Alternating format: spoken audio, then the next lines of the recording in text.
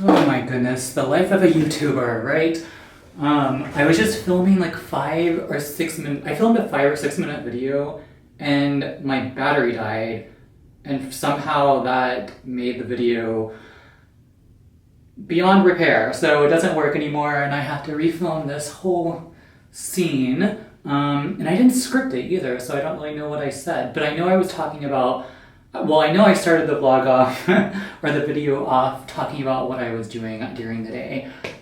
So I think you just saw that I was on the computer. I was editing this week's vlog. So this vlog that I'm doing right now, I've edited most of it, and I have that good to go. I generally have these weekend vlogs up like a week ahead of time. So what you're seeing now, today, is what I did a week ago. But yeah, that's what I was doing on the computer this morning. And I also, when I filmed this video a minute ago, I was reapplying my favorite Korean sunscreen, which is the Purito SPF 50 Plus PA4 Plus. So I love the new formulation so much. I know people weren't really generally accepting of the new formulation. They were just kind of like, at least on YouTube, but I really like this. And the previous formulation only had 2 filters. This has a blend of different filters, I think 4. So it has titanium dioxide for mineral, and then 3 chemical, I think Uvenol A+, Uvenol T150, as well as Tenasorb S, is that correct? Yeah, I like this, the daily go-to sunscreen quite a bit.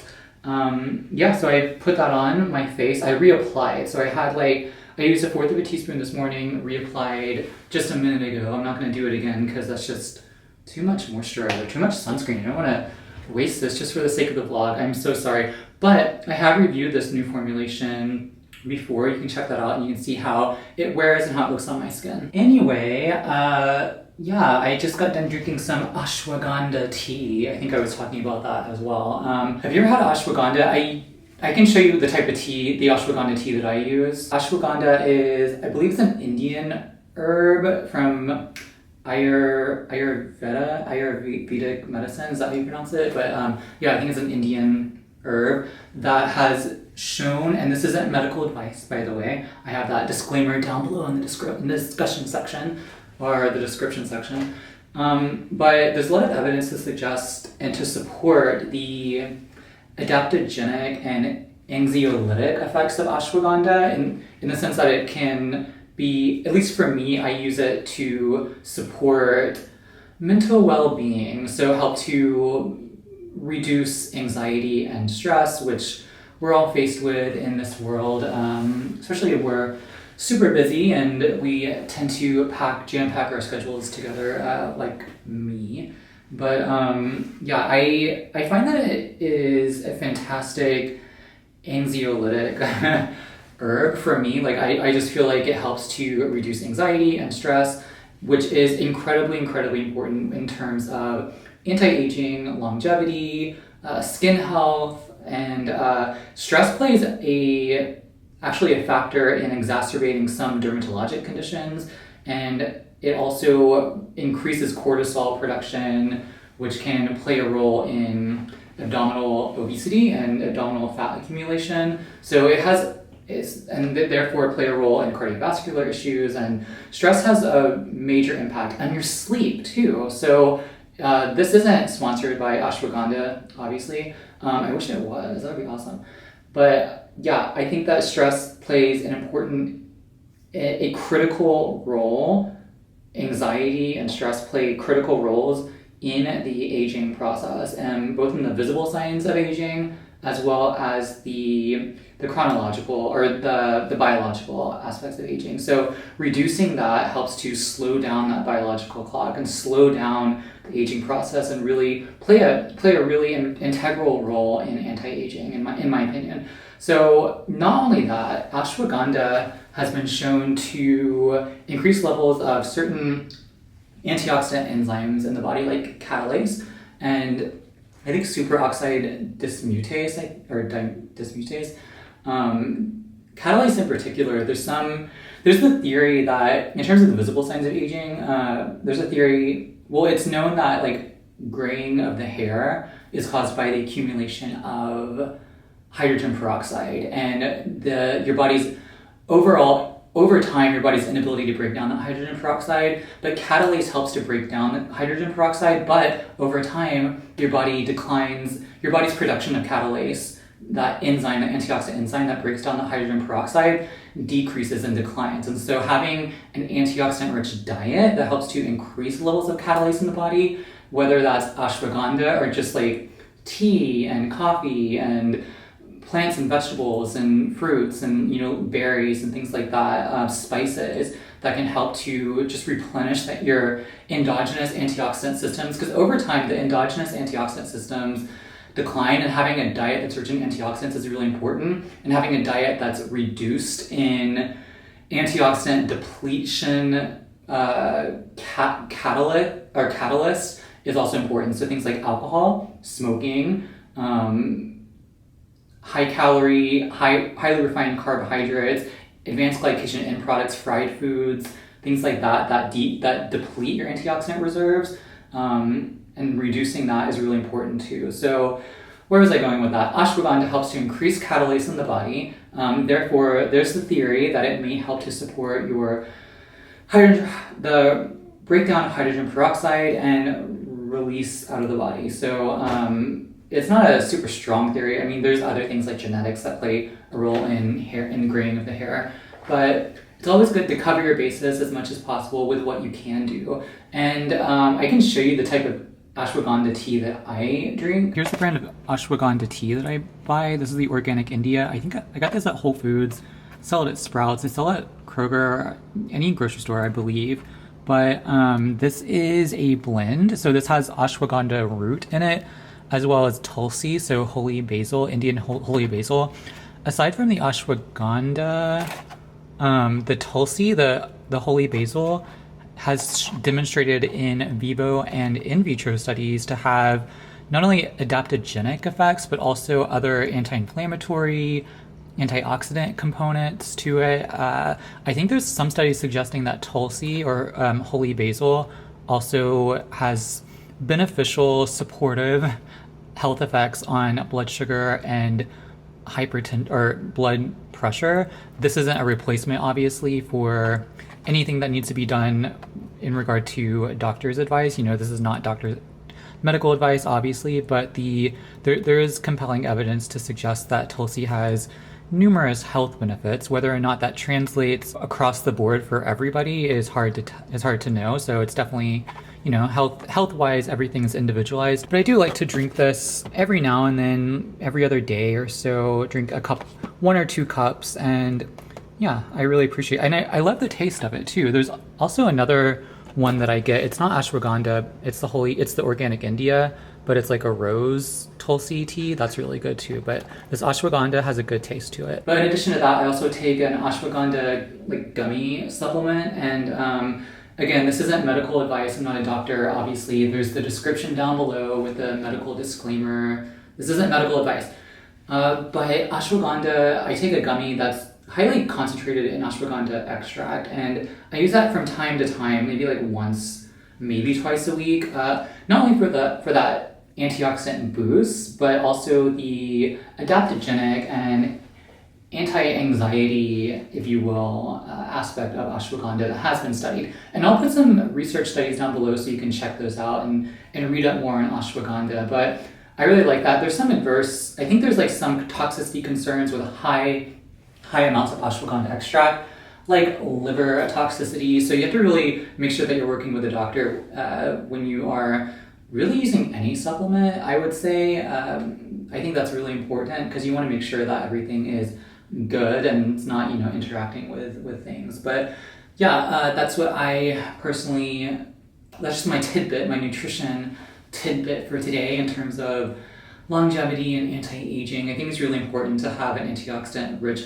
and diversified antioxidant-rich diet, but that's just sort of, my takeaways for this video. Okay, so my battery stopped. I'm at 100% battery, awesome. I'm glad I have more than one battery for this camera. But like I was saying, I don't take vitamin C every single day because I do eat a lot of vegetables that contain vitamin C. So I have a rich source of vitamin C coming in the diet. That's another good antioxidant vitamin too. That is water soluble. So vitamin C, you will excrete whatever your body doesn't use. So you can't really overdose.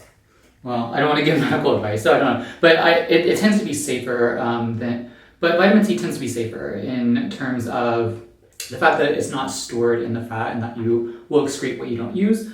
But yeah, that's also really important for sun protection. I think, vitamin C in your skin can help protect against the sun and protect against UV as well as pollutants, theoretically. Your body does have natural vitamin C, or your skin has natural vitamin C, but yeah, it's really important for other biological functions as well. Yeah, other than drinking ashwagandha tea all day and editing videos. Oh, also today we made roasted tomatillo salsa. I can't wait. It's gonna be used for dinner tonight, but I feel like I'm doing this a lot. Subscribe, leave a comment down below. In the last weekend vlog, I showed you the farmer's market sort of haul. Those ingredients like the poblano peppers, the jalapenos, the cilantro, those were part of the tomatillo salsa today. As soon as you laid it on the counter, it was so green and rich in antioxidants and polyphenols and all those health promoting foods that we love for our anti-aging health promoting regimens. Put those in the oven and roasted them, really charred them up and then let them cool. What else did we do? Yeah, just pureed it in the food processor. I didn't do any of it. Jacob